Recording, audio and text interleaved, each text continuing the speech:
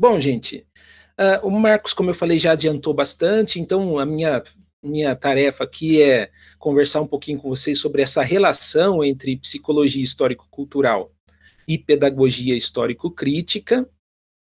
Nessa minha fala, eu pretendo abarcar de uma forma sintética, né, os outros textos que nós sugerimos.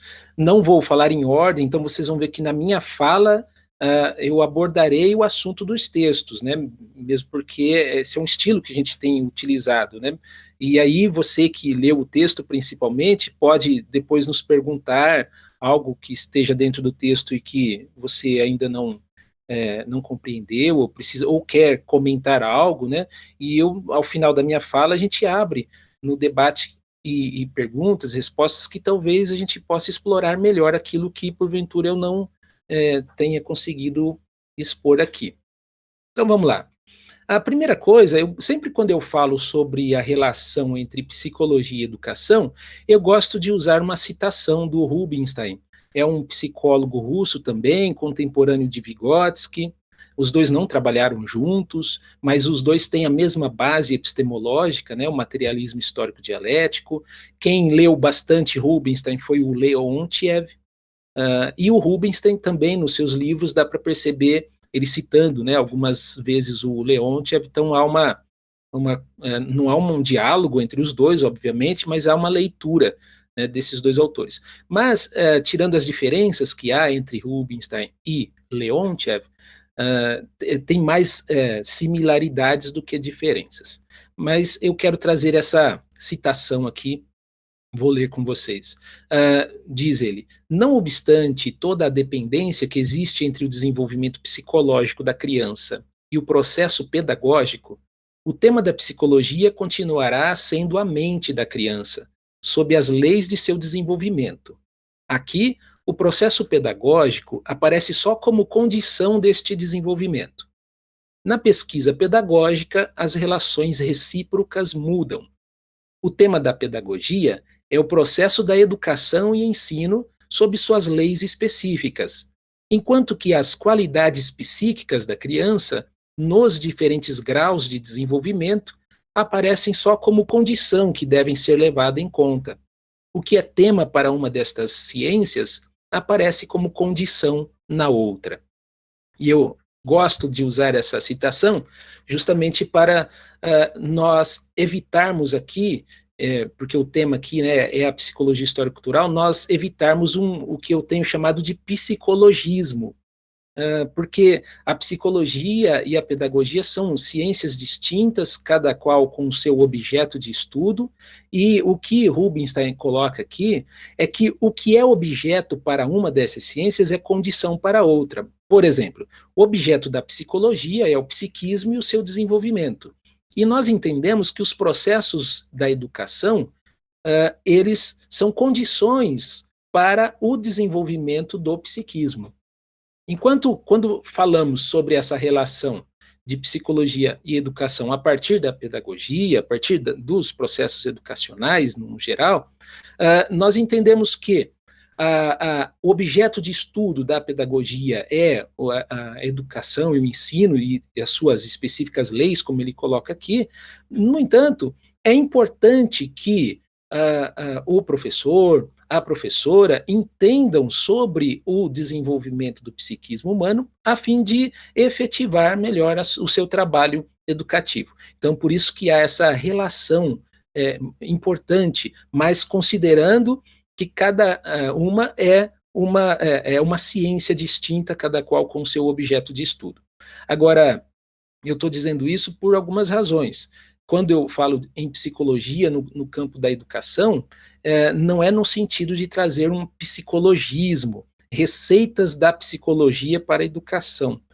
E falando nisso, hoje a gente está muito nessa moda de não só a psicologia, mas tantas outras áreas do conhecimento, notadamente a neurociência, vem sem o conhecimento dos processos educacionais, vem colocando algumas ideias, alguns aportes, alguns importantes, mas outros que desconsideram o processo pedagógico e o trabalho do professor. Então eu sou contra esse psicologismo, essa neuromoda que existe, são aportes importantes para que a educação se aproprie e utilize no processo educacional, e não descaracterizar o processo educacional, bem como a pedagogia e a educação no sentido geral, e na formal, especialmente na educação escolar, descaracterizar esse trabalho a fim de trazer simplesmente uma aplicação direta dessas outras áreas do conhecimento.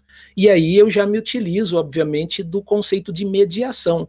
Se a psicologia histórico-cultural e a pedagogia histórico-crítica tem como pressuposto fulcral, né, no processo de ensino, aprendizagem e desenvolvimento, o conceito de mediação, entendemos também que quando nós falamos sobre psicologia, nós também, e psicologia dentro da educação, nós precisamos de uma pedagogia que faça essa mediação, para que não entremos diretamente com os conteúdos da psicologia no contexto educacional. Portanto, a psicologia histórico-cultural, como o professor Marcos falou no início, ela tem a mesma base filosófica da pedagogia histórico-crítica, o que nos permite fazer essa aproximação entre essas duas áreas do conhecimento para discutir o contexto educacional.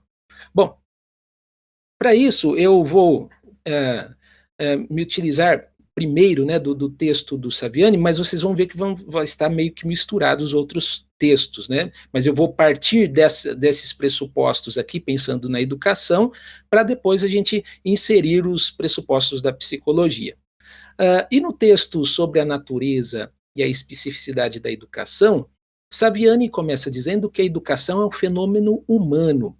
E para conhecer de fato o que é específico do ser humano, ele aponta o que o professor Marcos já falou na nossa primeira parte, que o que nos difere dos demais animais é o trabalho, né, o conceito de trabalho.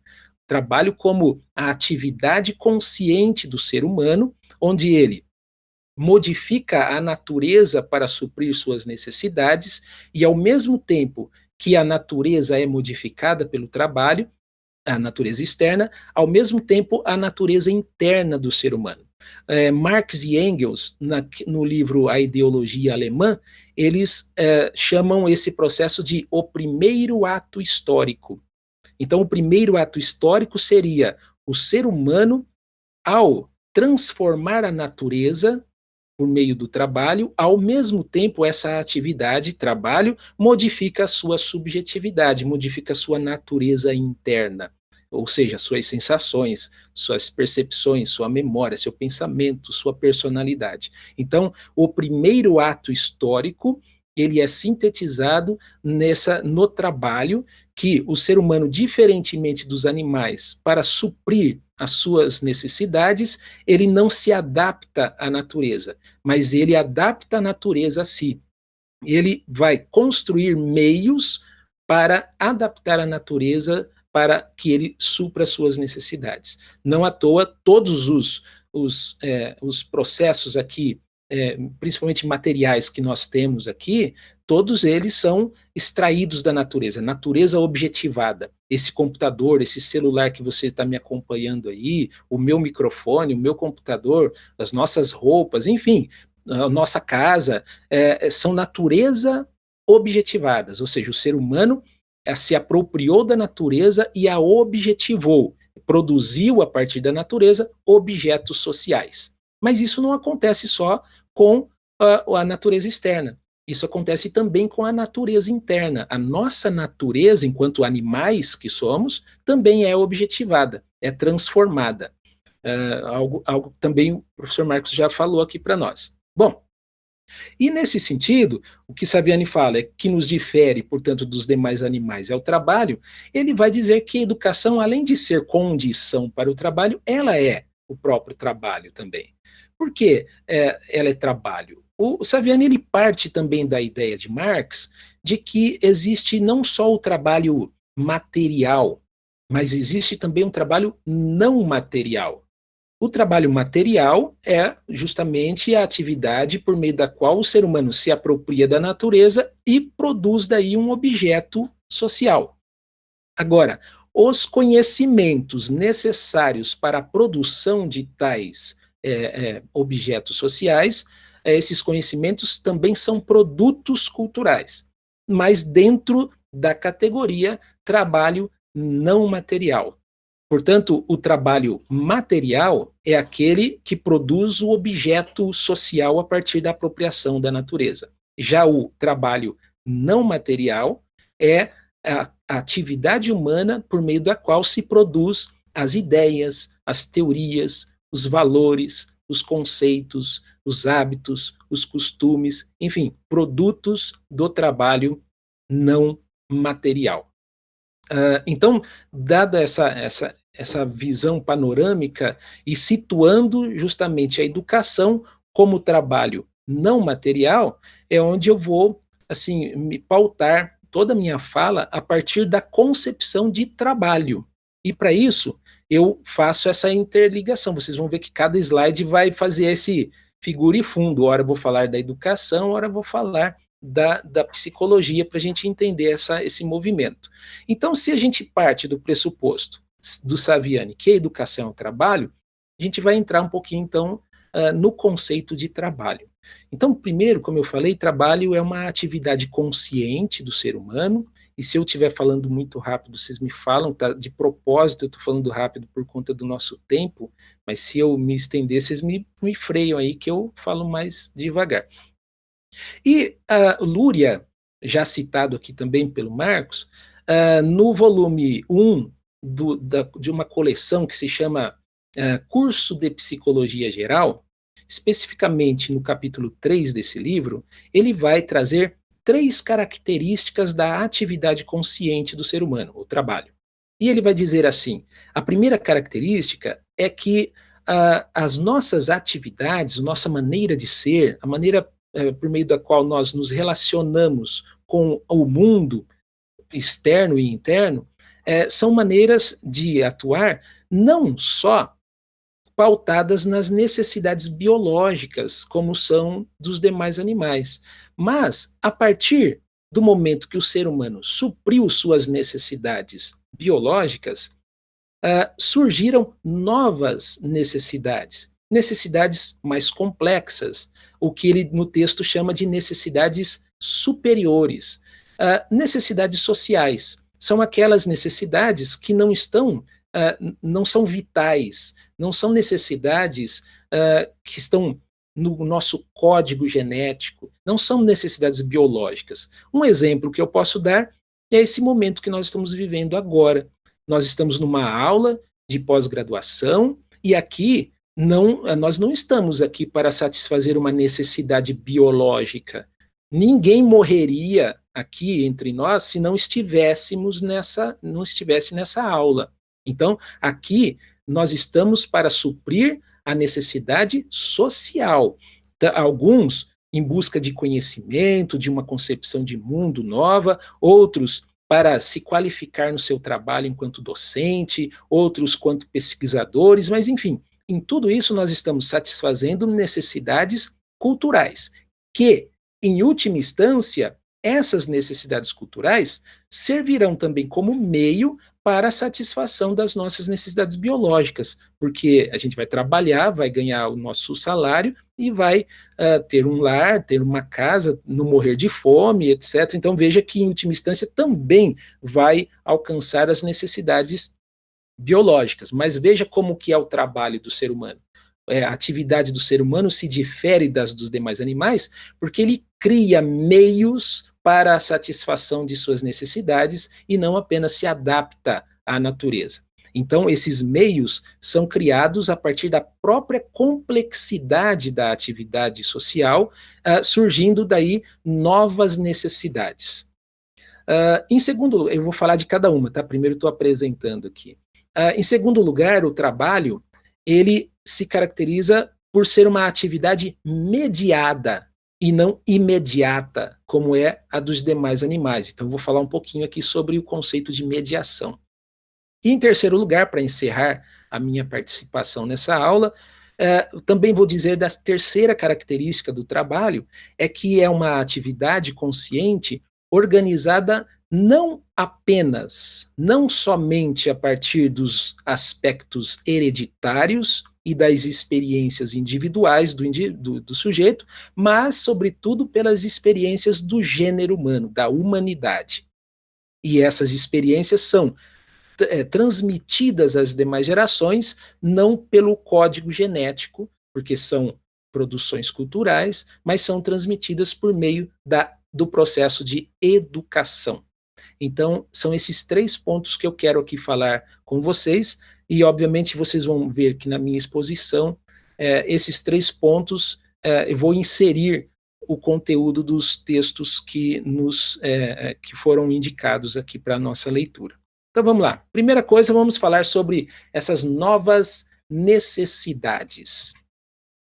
Quem traz um bom pressuposto, um bom aporte teórico para falar sobre necessidades dentro da atividade de trabalho é o psicólogo, também citado aqui pelo professor Marcos, que é o Leontiev.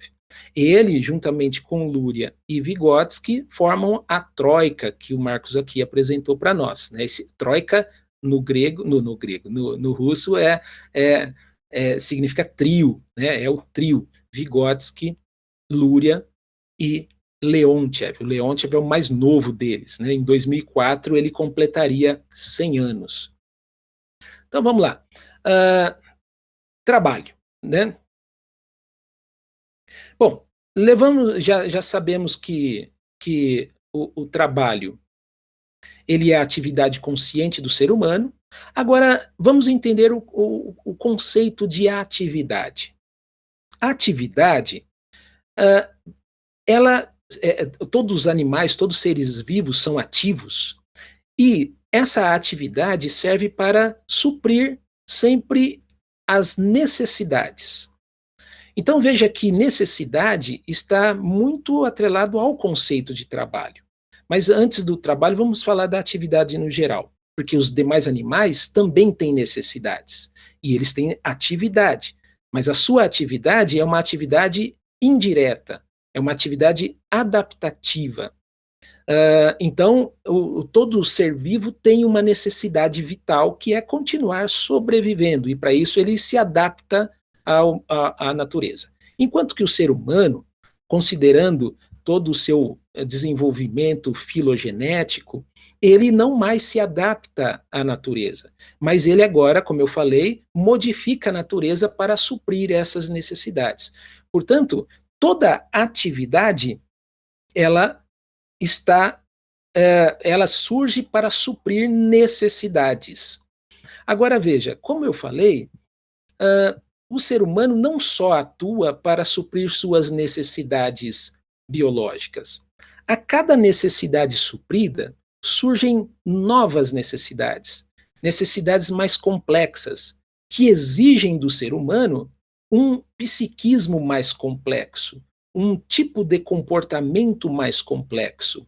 Então, Leontiev, principalmente em 2 livros que ele fala, mas tem um que é em português, que chama-se O Desenvolvimento do Psiquismo.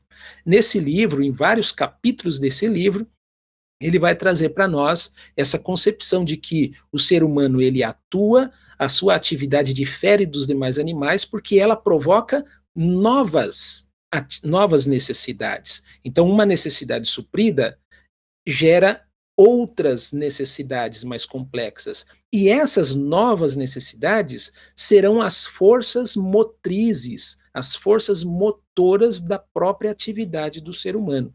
Veja, as nossas atividades no dia a dia, a nossa atividade de trabalho, enfim, elas que são as forças motrizes do nosso comportamento, da nossa maneira de ser. Então é a partir daí que Leontiev, principalmente, vai trabalhar o conceito de personalidade, que é essa forma, né, que nós sentimos, agimos, pensamos no entorno que vivemos, que é organizada a partir de novas necessidades que vão sendo engendradas na própria complexidade da atividade social. Bom, partindo dessa questão das necessidades, veja o que o próprio Vygotsky vai dizer para a gente pensar um pouco dessa aplicabilidade na educação escolar. Lá no tomo 4, ele vai dizer assim: não se pode considerar a natureza como uma condutora confiável para os ideais da educação. Por esta razão, podemos e devemos modificar os interesses, alterando-os de uma esfera para outra. Devemos educar e formar novos interesses. Se nós partimos do pressuposto que essas novas necessidades e esses novos interesses não são biológicos, mas sim são sociais, quando se fala em educação escolar, especificamente, que é o nosso papo de hoje, veja que a escola, nessa concepção, nesse aporte teórico, a escola deve produzir novas necessidades, novos interesses de apropriação cultural.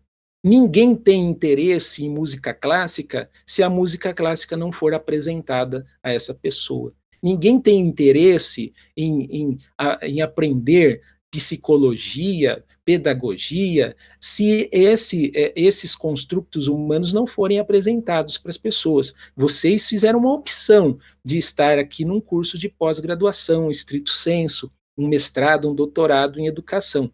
É uma necessidade social que foi produzida, e foi produzida não nas gavetas mais enclausuradas do seu ser, que um dia você levantou do nada e falou, olha, eu quero. Essas questões, esses interesses foram sendo construídos no dia a dia, mesmo a gente não percebendo. Mas veja, você, por exemplo, que já dá aula, é um especialista, tem um lato sensu, aí vem um novo interesse. Opa, peraí, eu preciso fazer um mestrado para eu, sei lá, continuar tendo meu emprego nessa universidade, ou eu quero, sei lá, prestar um concurso, ou eu quero ter, ou dentro do sistema educacional que eu trabalho, quem tem um título maior vai ter alguns outros BNs, etc. O que acontece? São necessidades que são produzidas historicamente, num contexto histórico, a partir de demandas sociais, não nascem no código genético. Portanto, escrever, a linguagem escrita, falada, a matemática, português, geografia, enfim, não são construções sociais que vêm do código genético. Então, elas precisam ser produzidas, essas necessidades precisam ser criadas. Então, nessa concepção, nós não entendemos que a educação deva partir do interesse do aluno, a partir de seus interesses imediatos, mas a gente precisa ver esse aluno no vir a ser da sua formação. Portanto, veja o que Saviani fala nesse livro que eu enviei para vocês, Pedagogia Histórico-Crítica, Primeiras Aproximações. Ele vai dizer, lá na página 71 desse livro, ele diz assim: o objetivo do processo pedagógico é o crescimento do aluno. Logo, seus interesses devem necessariamente ser levados em conta. O problema é o seguinte: quais são os interesses do aluno? De que aluno estamos falando? Do aluno empírico ou do aluno concreto? Bom, para entender essa expressão de Saviani, é importante a gente retomar um pouco o método, mesmo porque vocês já fizeram aula com o Marcos na metodologia, já entendem sobre o método do conhecimento em Marx. E é sobre isso que o Saviani aqui está a falar.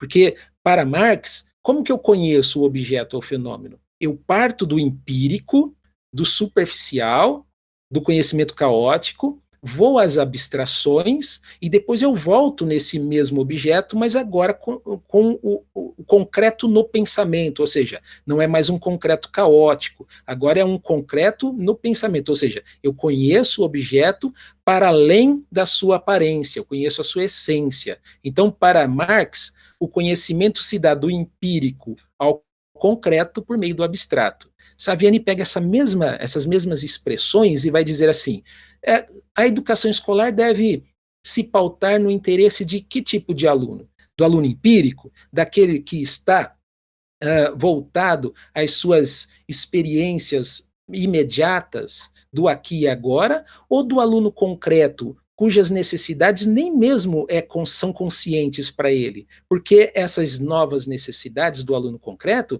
são aquelas necessidades do vir a ser da sua formação, da formação de um indivíduo omnilateral, um indivíduo na sua totalidade. Portanto, a educação escolar, que dentro dessa perspectiva não deve se pautar no imediato, nos interesses imediatos do aluno. Porque aprender a ler, escrever, aprender matemática, alguns exercícios que se dão são chatos, que na hora do aqui e agora, para a criança, não faz sentido e também não há necessidade daquilo. Ele quer outra coisa, ele quer brincar, ele quer conversar, ele quer fazer uma roda de conversa e falar do seu cotidiano. Para a pedagogia histórico-crítica, e também intervinculado com o que eu já mostrei aqui, os pressupostos da psicologia histórico-cultural, essas necessidades imediatas, elas devem ser superadas por incorporação, uma vez que, se eu pautar uma educação simplesmente no desejo e nos interesses imediatos do aluno, ele dificilmente chegará no ponto de chegada do processo educativo com as necessidades do indivíduo concreto de forma efetivada. Talvez na hora das perguntas e respostas eu possa explicar melhor isso, mas o que eu quero aqui mostrar é que, para essa concepção teórica, os interesses do aluno empírico, os interesses emergenciais do aqui e agora, não devem ser a pauta da educação escolar, e sim a educação escolar partir já no processo teleológico, por isso que é trabalho, e visualizar o vir a ser do desenvolvimento dessa pessoa, da criança, do adolescente. E é por isso que eu falei aqui que tais necessidades não são, inclusive, conscientes para o próprio aluno. É por isso que eu sugiro aqui um artigo interessante da professora Flávia Asbar, onde ela faz uma pesquisa com alunos do ensino fundamental e ela prova que não há atividade de estudo ali, porque os alunos não sabem por que eles estão ali. Eles não têm consciência do vir a ser da sua formação. Então a escola, além de criar necessidades de apropriação cultural de algo que lhe é estranho ao aluno, né, ela também deve dar sentido a essa atividade de estudo. Bom, vou falar um pouquinho sobre a segunda característica do trabalho, que ele é uma atividade consciente, portanto, é uma atividade mediada e não imediata. Vamos lá. Para isso, vamos recorrer ao que o Vygotsky vai trazer sobre o conceito de mediação, tão bem já trabalhado pelo Marcos aqui na primeira parte da nossa aula. Então, agora fica fácil para mim, porque ele já adiantou muito do que eu vou aqui trazer para vocês. Veja bem, a atividade dos demais animais, ela se organiza como estímulo e resposta. Portanto, uma relação entre sujeito e objeto direta, onde o sujeito tem uma relação com o objeto sem nenhuma mediação. Veja, o leão com fome e vê a sua presa, ele já vai diretamente satisfazer as suas necessidades. Agora, o ser humano não é assim. O ser humano, para satisfazer as suas necessidades, ele o faz a partir de mediações. Vygotsky, no tomo 1 das suas obras completas, num capítulo intitulado O Método Instrumental em Psicologia, ele vai dizer que a nossa atividade, a nossa maneira de ser, o nosso comportamento, ele é mediado tanto por instrumentos técnicos quanto por instrumentos psíquicos. Os instrumentos técnicos, a gente pode pensar, são as ferramentas e os utensílios que nós temos, nós produzimos e utilizamos, desde os talheres para a gente almoçar, quanto um computador desse e a internet para a gente utilizar aqui nessa aula remota, mas também existe uma relação não só com instrumentos técnicos, mas também com instrumentos psíquicos, que em outros livros a gente pode entender que os instrumentos psíquicos são os signos. Veja bem, há uma relação entre eles. Mas primeiro, antes da relação, eu quero trazer aqui a questão de uma diferença que há entre eles. Há diferença porque as ferramentas, os instrumentos técnicos, eles servem para a transformação da natureza. Veja um serrote, uma serra elétrica, ou a utilização do laser para cortar um metal. Então, os instrumentos técnicos servem para a transformação da natureza externa, enquanto que os instrumentos psíquicos servem para a transformação da natureza interna, da nossa subjetividade. São signos, é a linguagem, são os conhecimentos que nós temos, aqueles que nós vimos no texto do Saviani, que são os produtos do trabalho não material. E aqui a gente vê de novo essa visão do trabalho material, instrumentos técnicos, e o trabalho não material, os signos ou instrumentos psíquicos. Agora veja, essas mediações humanas, elas não são não têm o mesmo nível de complexidade. Portanto, Vygotsky vai trabalhar muito nessa visão de que as mediações elas podem ser diferentes. E aqui eu denominei algumas mediações como dentro de uma esfera cotidiana, o Vygotsky mesmo vai chamar isso de conceitos cotidianos, ou conhecimentos que nós nos apropriamos do senso comum, e aqueles conhecimentos não cotidianos, aquelas mediações não cotidianas, que elas são mais tardias, são produções mais tardias do gênero humano, mas elas se pautam no cotidiano, mas elas superam o cotidiano por conta da sua complexidade. Dentro dos instrumentos técnicos, nós vemos o próprio computador que a gente está usando aqui, ou também os conhecimentos da ciência, da arte, da filosofia, etc. Mas veja, então não há só diferença entre essas mediações, há uma relação. Porque para eu utilizar esse computador aqui, eu também preciso de conhecimento sobre. Para eu produzi-lo, eu preciso de conhecimentos. E o próprio processo de produção do computador, ou de qualquer outro instrumento técnico, provoca também o desenvolvimento psíquico. Então, há uma relação nessas mediações. E isso me preocupa muito. Veja esse tempo de pandemia que nós estamos passando, onde muitas escolas, principalmente escolas de ensino fundamental e ensino médio, e também algumas infantis, estão utilizando também dessas ferramentas. E eu tenho acompanhado a vida de alguns professores e também de alguns alunos. Veja bem, alguns, eles se apresentam como possuidores desses instrumentos. Tem professor e tem aluno que tem lá em casa um celular, tem um fone de ouvido para melhorar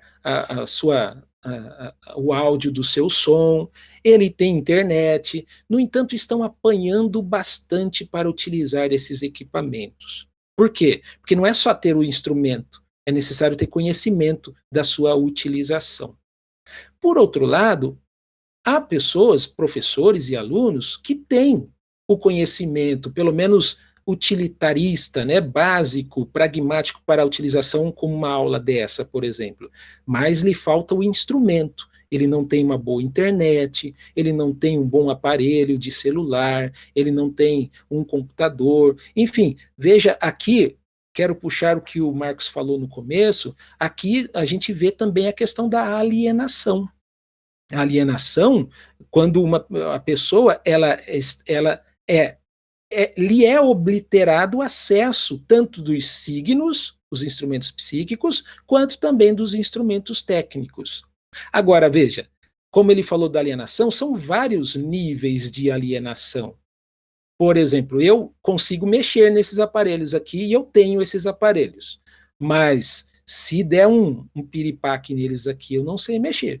Porque me falta também conhecimentos, signos necessários para a manutenção e para até o entendimento. E muito mais do que isso, né? Não conheço as bases teóricas que edificam, inclusive, a produção desses instrumentos técnicos. Então, veja aí o que Vygotsky pensa da mediação, e olha como o comportamento humano difere-se do comportamento dos demais animais, porque nós agimos, sentimos e pensamos não mais como os demais animais de uma forma direta, mas de uma forma indireta, ou seja, mediada.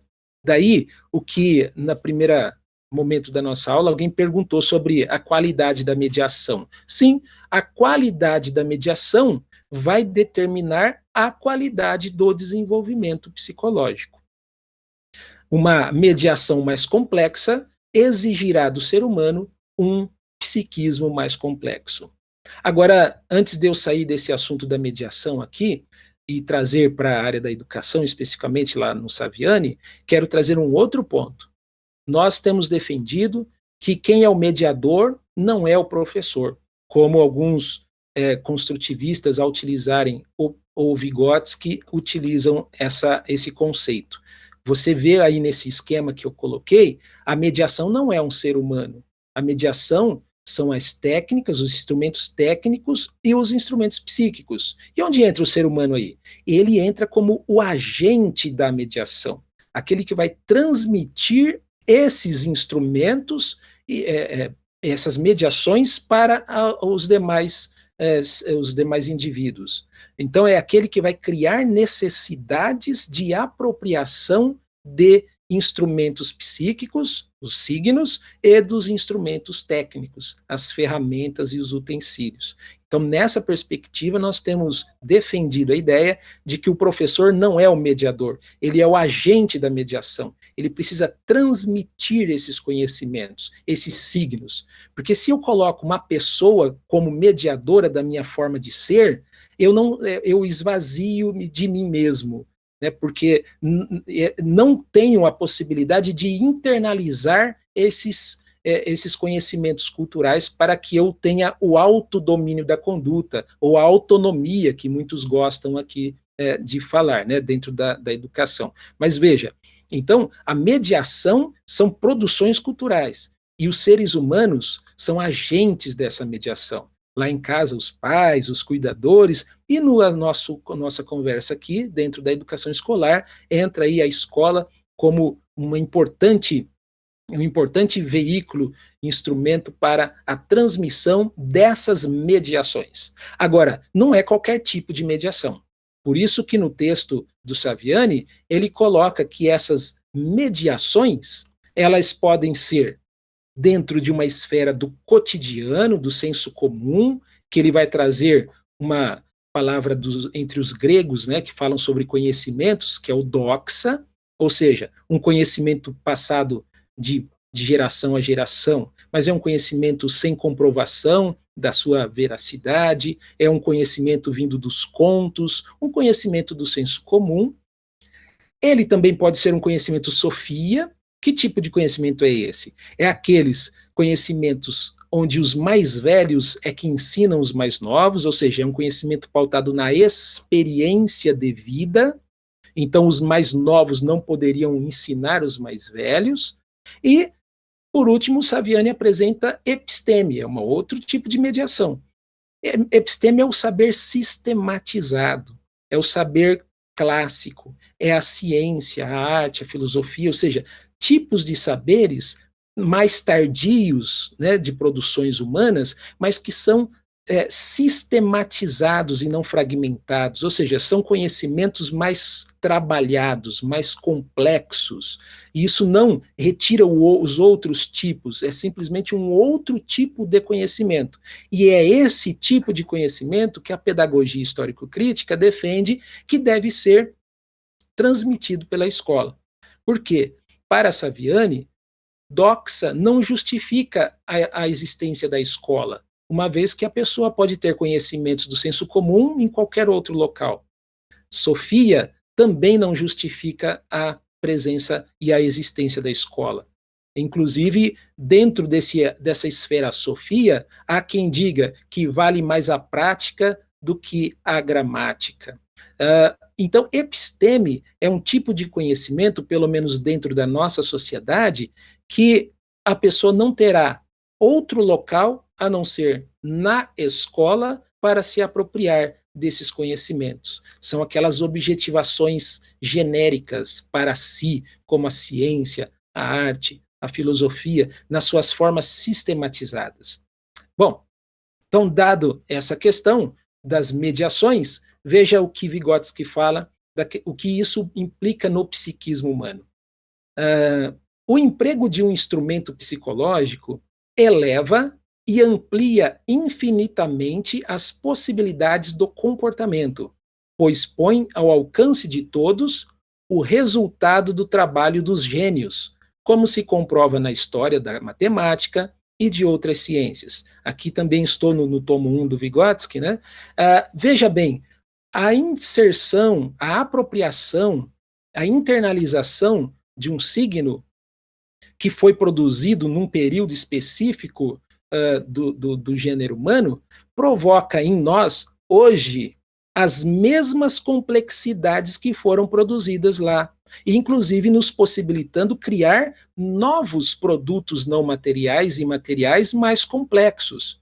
Então, veja que nós, para essa a teoria, a educação justamente tem essa finalidade de transmitir conhecimentos complexos que um dia foram produzidos no decorrer da história da humanidade, para que essa nova geração se aproprie e reproduza esses conhecimentos e, a partir dessa reprodução, produzir novos conhecimentos. Para quem quiser mais informação sobre essa questão, eu indico aqui a leitura de um livro do professor Newton Duarte, o último livro dele, chamado Os Conteúdos Escolares e a Ressurreição dos Mortos.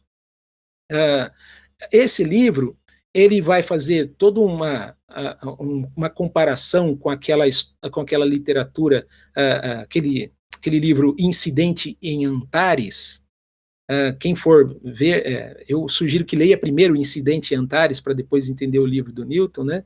Não vai pegar a minissérie que foi exibida aí na Rede Globo, pega o livro mesmo, né? E aí, nesse livro, ele vai falar justamente isso. Quando nós lemos Vygotsky, nós não estamos ressuscitando o Vygotsky, mas nós estamos dando vida às ideias, às concepções dele, porque as concepções dele se tornam vivas em nós, e muda a nossa concepção de mundo, a nossa maneira de ser. Portanto, é uma reprodução da produção já elaborada para que nós possamos, inclusive, criar novas objetivações, novas produções culturais. Bom, daí que podemos entender que o desenvolvimento psicológico são formas complexas de comportamento que são instituídas socialmente, ou seja, são mediadas pela cultura. Não é algo inato, é algo que não nasce com a pessoa, é produto da própria complexidade da atividade social e que deve ser transmitido às demais gerações. Portanto, o que eu falei aqui, que a qualidade da mediação determina a qualidade do desenvolvimento psíquico. E por último, bom, então nós vimos, né? O primeiro aspecto do trabalho é que ele gera novas necessidades culturais. O segundo aspecto é que não é uma atividade imediata, e sim mediada culturalmente. E a qualidade dessa mediação determina a qualidade do desenvolvimento psicológico. Agora, em último lugar, nós vamos falar sobre a terceira característica do trabalho, onde que se caracteriza como uma atividade que não é pautada simplesmente pelos aspectos hereditários, que não são tão simples assim, e também não são pautadas apenas pela experiência individual. Até aqui, os demais animais também vão. A forma de viver dos demais animais também perpassa os seus substratos hereditários e da sua experiência individual. A gente pode até adestrar um cão, por exemplo, ele tem uma forma de comportamento diferente dos demais cães por conta da sua experiência individual. Mas o cão não consegue passar essas habilidades, esse adestramento para a sua prole. Né? Nos Estados Unidos, ensinaram uma macaca a colocar uma ficha na máquina e puxar e resgatar um refrigerante. E aí tentaram fazer com que essa macaca ensinasse os seus filhotes. Impossível, não deu. Né? Kohler também tentou fazer isso.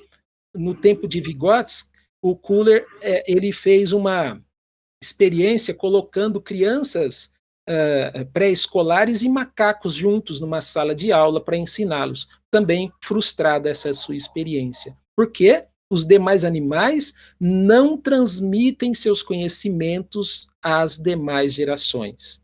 Isso é uma especificidade humana. Por isso, Saviani vai dizer que educação é um fenômeno humano, especificamente humano. Se você quiser mais informação sobre isso, eu sugiro um artigo meu. Esse artigo foi publicado esse ano, onde eu falo sobre a importância da imitação na educação infantil. Então, eu vou falar para Vygotsky como o Vygotsky entende a imitação, e aí eu falo um pouquinho dessas experiências, né, que fizeram com macacos e tal, falo um pouquinho de neurônios espelho, para depois chegar na concepção histórico-cultural da imitação.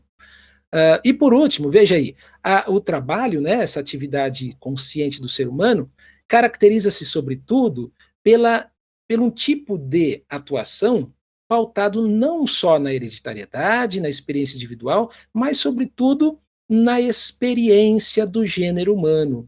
Ou seja, por meio da transmissão dessas experiências que não são transmitidas pelo código genético, mas são transmitidas pelo processo de educação. Agora veja o que o Saviani fala no texto.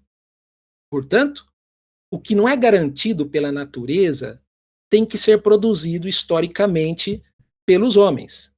E aí se incluem os próprios homens. Podemos, pois, dizer que a natureza humana não é dada ao homem, mas é por ele produzida sobre a base da natureza biofísica. Consequentemente, o trabalho educativo é o ato de produzir direta e intencionalmente, porque é trabalho, então tem intencionalidade, né? Em cada indivíduo singular, a humanidade que é produzida histórica e coletivamente pelo conjunto dos homens. Portanto, essa é a especificidade da educação. É fazer com que o indivíduo singular se aproprie do que o gênero humano produziu até aqui, o que de melhor ele produziu até aqui no campo da ciência, da arte, da filosofia, da ética, da política, etc. As objetivações genéricas para si. Então, nós vemos aqui essa característica final aí do trabalho que eu apresento aqui para vocês hoje. Veja como a educação se apresenta nessa perspectiva teórica como um processo de humanização. Humanização porque a educação é responsável por produzir necessidades especificamente humanas. Veja, de novo, né, a nossa atividade aqui, essa atividade de estudo, ela não é uma peculiaridade dos demais animais, é algo especificamente humano. Portanto, esse aqui é um processo de humanização. Alguém falou aqui no começo sobre pensamento abstrato, é um processo de humanização. Uma memória lógica é um processo de humanização. Matemática é um processo de humanização. Portanto, não vem de fábrica, não vem pelo código genético. Isso a gente precisa diferir pelo menos dois conceitos, né? O conceito de hominização e de humanização. Hominização são as características biológicas específicas do Homo sapiens, por exemplo. Mas humanização são as características culturais que serão desenvolvidas, formadas e desenvolvidas na vida do indivíduo, se ele tiver contato com essas mediações culturais. Portanto, é um processo de transmissão. O que hoje, infelizmente, na educação está em algumas áreas censurada essa palavra. Eu já tive artigo científico meu pedindo para corrigir a palavra transmissão de conhecimento, porque isso já é démodé. Mas veja, dentro desses que não defendem a transmissão de conhecimentos, eles nunca negariam que seria importante a transmissão de afeto, a transmissão de carinho para o aluno, a transmissão de respeito, mas quando chega a transmissão de conhecimentos é uma coisa ruim para eles. Mas veja, o professor Newton Duarte, ele vai trazer uma citação, traga uma citação dele aqui interessante sobre essa questão. Veja aí, é necessário definir mais claramente o que significa transmissão de conhecimentos, indo além da visão negativa sobre essa transmissão. Visão essa criada e difundida por construtivistas e escolanovistas.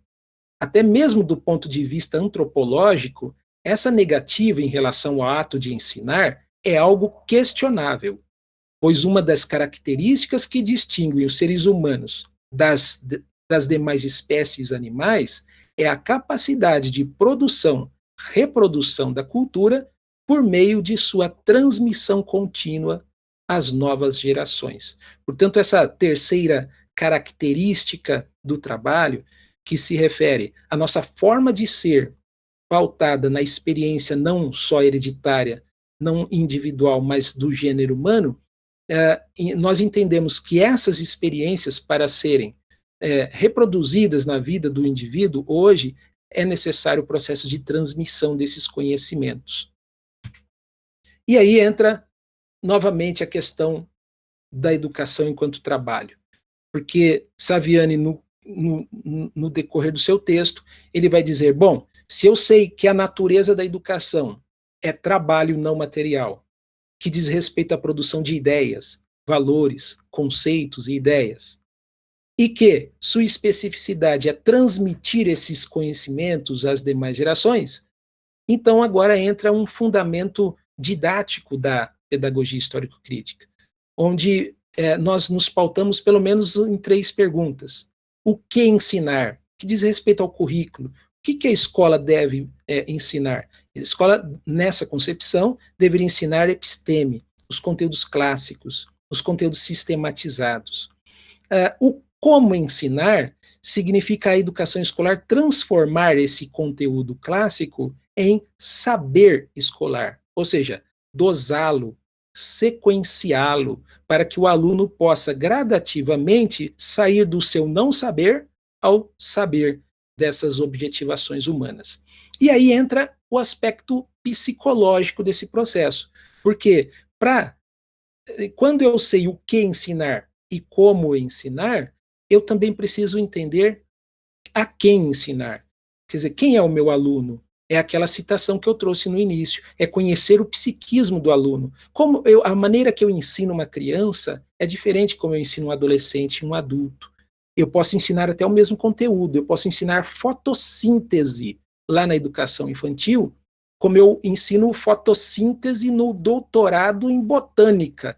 É o assunto, mas a forma de ensinar vai depender também de a quem eu estou ensinando. A criança, o adolescente, o adulto. Então, esses pressupostos aqui que Saviani expõe no texto, nos convida a pensar sobre os fundamentos filosóficos, psicológicos e didáticos da pedagogia histórico-crítica, que seria outra conversa para nós aqui. Bom, para eu não me alongar e abrir para as perguntas e para demais comentários, eu quero aqui sintetizar um pouco do que eu falei e do Marcos falando, a partir do que a professora Lígia Márcia Martins, uma das autoras de um dos textos, né, que nós indicamos a leitura, e ela sintetiza muito bem essa relação entre psicologia histórico-cultural e pedagogia histórico-crítica, e eu espero que nessas 5 teses que a Lígia coloca aqui,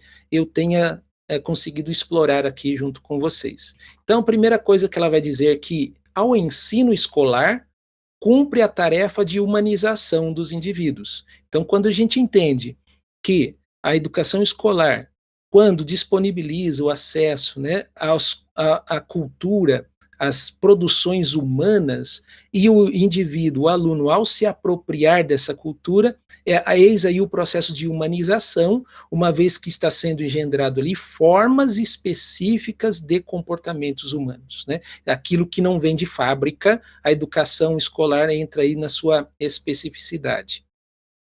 A segunda tese que ela defende é que a humanização do psiquismo humano identifica-se com a superação das funções psíquicas elementares em direção às funções psíquicas superiores.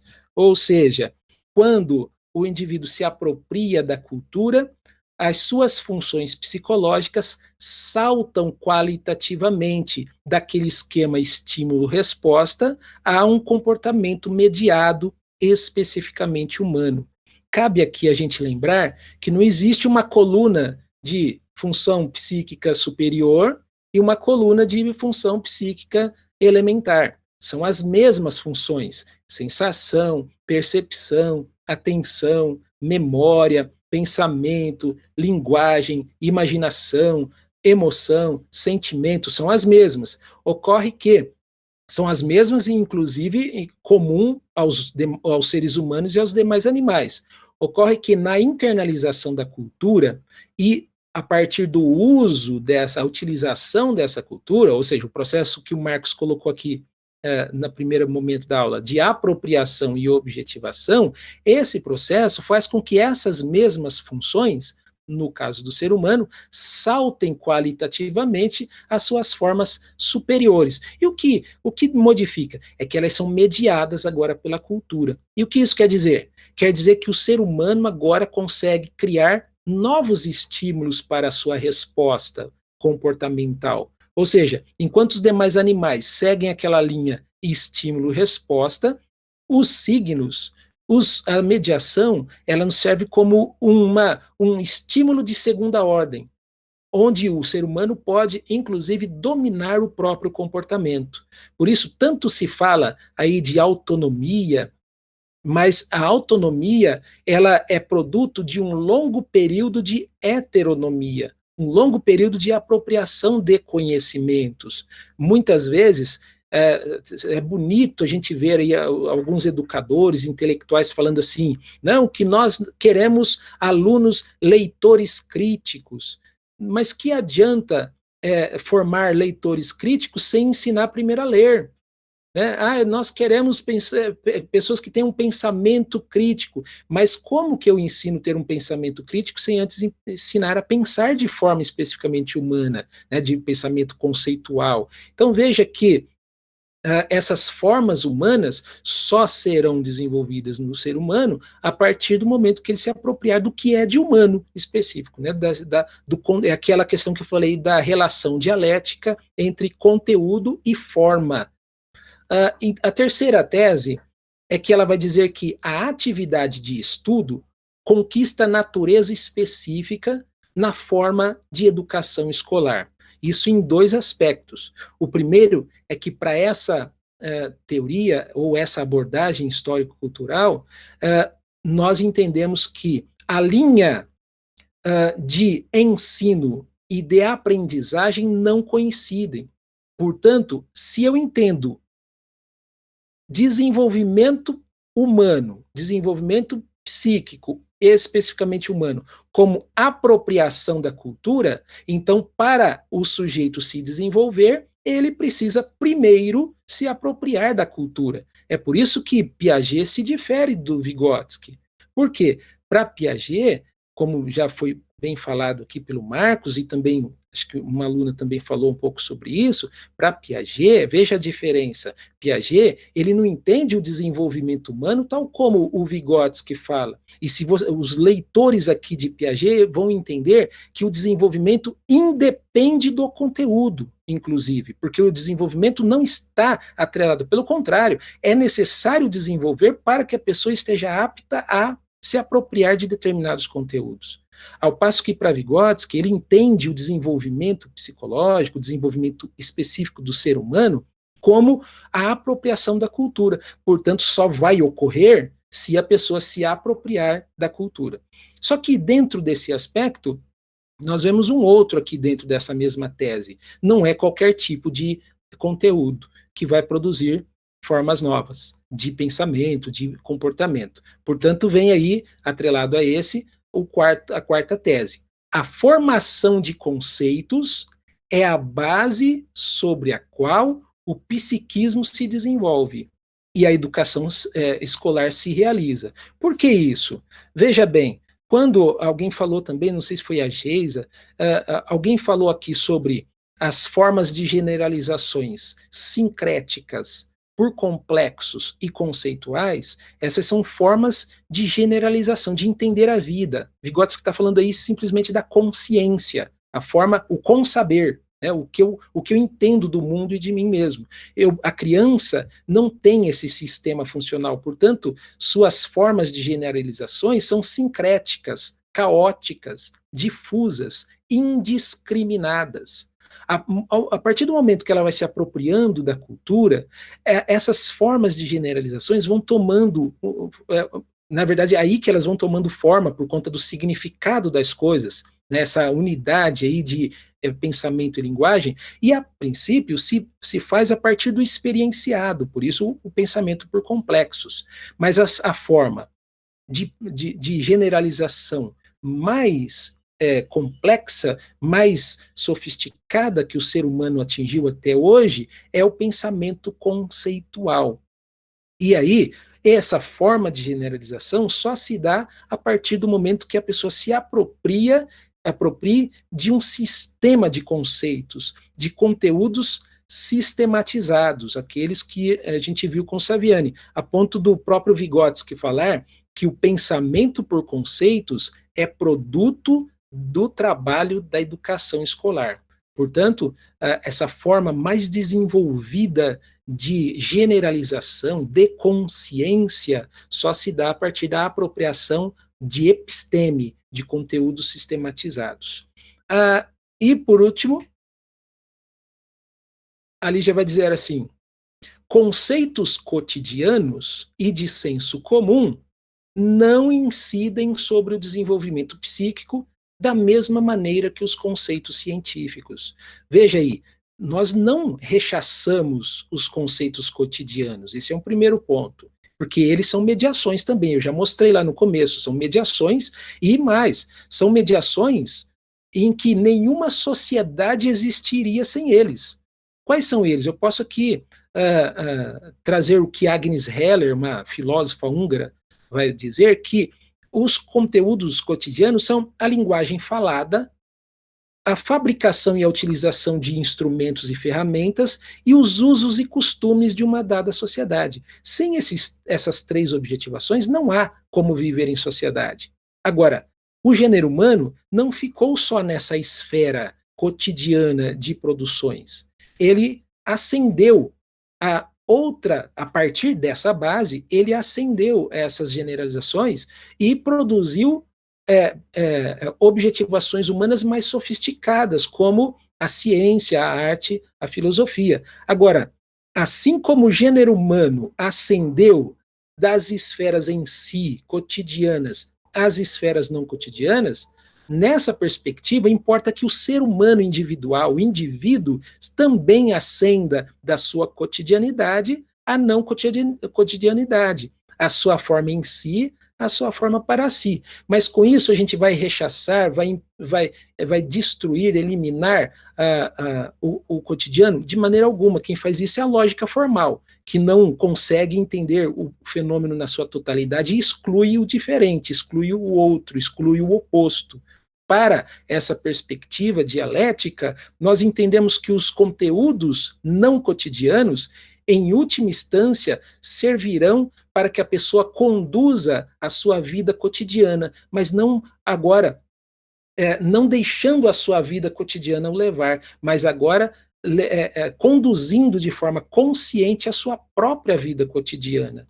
E isso é muito importante, porque a nossa vida, ela é a vida cotidiana. Só que esses momentos que nós nos distanciamos do cotidiano para aprender algo como a gente está fazendo hoje, eles nos servem para que quando retornemos à nossa vida cotidiana, com essa heterogeneidade de atividades da vida cotidiana, nós possamos conduzir de forma mais consciente, hierarquizando essas atividades da vida cotidiana.